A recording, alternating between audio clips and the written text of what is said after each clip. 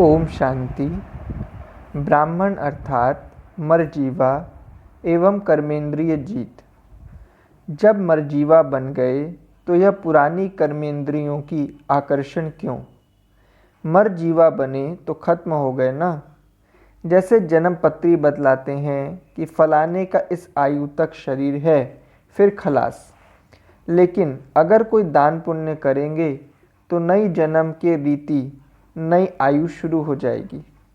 तो ऐसे मरजीवा बने अर्थात सब तरफ से मर चुके ना। पुरानी आयु समाप्त हुई, अभी तो नया जन्म हुआ। उसमें हुए ब्रह्मा कुमार ब्रह्मा कुमारियाँ। तो ब्रह्मा कुमार ब्रह्मा कुमारियों की कर्मेंद्रियों पर विजय न हो, यह हो सकता है क्या? पिछला हिसाब तो चुकतू हुआ। जब मरजीवा बने, ब्रह्मा कुमार बन गए, तो फिर कर्मेंद्रियों के वश कैसे हो सकते? ब्रह्मा कुमार के नए जीवन में कर्मेंद्रियों के वश होना क्या चीज़ होती है, इस नॉलेज से भी परे हो जाते। जब अपने को ब्रह्मा कुमार समझेंगे तो फिर यह जो सेकंड सीढ़ी है, कर्मेंद्रियों का आकर्षण, उससे भी पार हो जाएंगे। ब्रह्मा कुमार व शिव कुमार, यह दोनों की स्मृति रखने से कभी भी फेल नहीं हो सकेंगे, क्योंकि ब्रह्मा कुमार समझने से फिर ब्रह्मा कुमार के कर्तव्य, ब्रह्मा कुमार के गुण क्या हैं, वह भी स्मृति में रहते हैं ना। ब्राह्मण अर्थात हर ईश्वरीय मर्यादा के अंदर चलने के निमित्त। जैसे ईश्वरीय सेवा केंद्रों पर टीचर्स, शिक्षिकाएं और मुख्य आत्माएं हर कार्य की जिम्मेवारी के लिए निमित्त हैं, वैसे क्या आप अपने को इतना जिम्मेवार या निमित्त समझते हो? जैसे हर ईश्वरीय मर्यादा को पालन करना और कराना टीचर्स की एक जिम्मेवारी है, क्या आप अपने को हर ईश्वरीय मर्यादा के अंदर चलने के निमित्त समझते हो, या ऐसा मानते हो कि यह टीचर्स और दीदी दादी का ही काम है? टीचर से भी पहले यह जिम्मेवारी आप निमित्त बने हुए पांडवों की है, क्योंकि विश्व के आगे चैलेंज की हुई है कि घर गृहस्थ में रहते कमल पुष्प के समान न्यारे और प्यारे रहने की। कीचड़ में रहते कमल अथवा कलयुगी संपर्क में रहते ब्राह्मण इस चैलेंज को प्रैक्टिकल रूप में लाने के निमित्त हैं। यह पाठ पांडवों का है अथवा प्रवृत्ति में रहने वालों का है। टीचर्स के पास पहुंचने से पहले सैंपल के रूप में आप हो।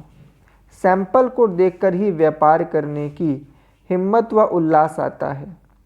ऐसे ही हर बात में निमित्त बन चलने का क्या अपना पाठ समझकर चलते हो?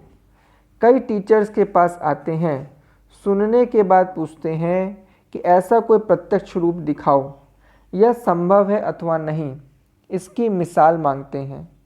तो टीचर से ज़्यादा रिस्पॉन्सिबल कौन हुए? टीचर्स की मर्यादाएं अपनी हैं, लेकिन आप लोगों की मर्यादाएं टीचर से कोई कम नहीं हैं।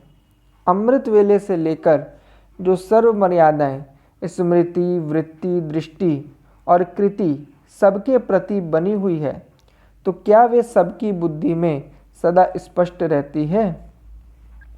क्या हर संकल्प को मर्यादा प्रमाण प्रैक्टिकल में लाते हो? यह है प्रैक्टिकल स्वरूप में लास्ट और फास्ट सर्विस का साधन। ब्राह्मण अर्थात तन मन धन सब बाप के आगे समर्पण करने वाले। यह ब्राह्मण जीवन सिवाय ईश्वरीय कार्य के और कोई कार्य अर्थ बिगैर श्रीमत के, आत्माओं की मत प्रमाण व स्वयं की मनमत प्रमाण और कहीं यूज तो नहीं करते हो। यह ब्राह्मण जीवन भी बाप द्वारा ईश्वरीय सेवा प्रति मिली हुई है, अमानत है। अमानत में खयानत तो नहीं डालते हो। संकल्प द्वारा भी इस ब्राह्मण जीवन का एक श्वास भी और कोई कार्य में नहीं लगा सकते। इसलिए भक्ति में श्वासों श्वास सुमिरन का यादगार चला आता है। जैसे भक्ति में भी नियम है कि दान दी हुई वस्तु व अर्पण की हुई वस्तु कोई अन्य कार्य में नहीं लगा सकते। तो आप सबने ब्राह्मण जीवन में बाप दादा से पहला वायदा क्या किया, याद है व भूल गए हो? बाप के आगे पहला वायदा यह किया कि तन मन धन सब आपके आगे समर्पण है। जब सर्व समर्पण किया तो सर्व अर्थात संकल्प, श्वास, बोल, कर्म, संबंध, सर्व व्यक्ति, वैभव, संस्कार, स्वभाव, वृत्ति, दृष्टि और स्मृति सबको अर्पण किया। इसको ही कहा जाता है समर्पण। ब्राह्मण अर्थात सदा एवर रेडी। ब्राह्मण अर्थात कहना और करना, सोचना और बोलना, सुनना और स्वरूप में लाना एक समान हो।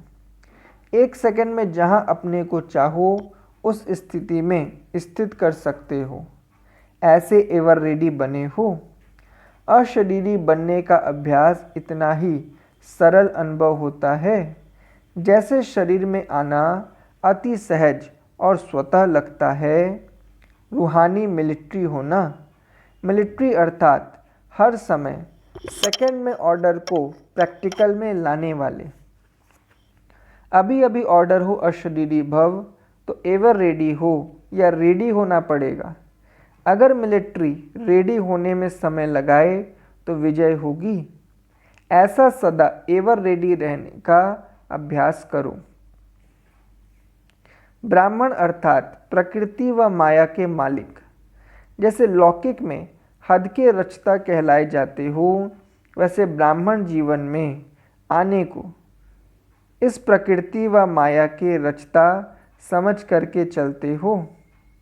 रास्ता कभी भी अपनी रचना के वशीभूत अधीन नहीं होता। रचता अर्थात मालिक, मालिक कभी अधीन नहीं होता, अधिकारी होते हैं।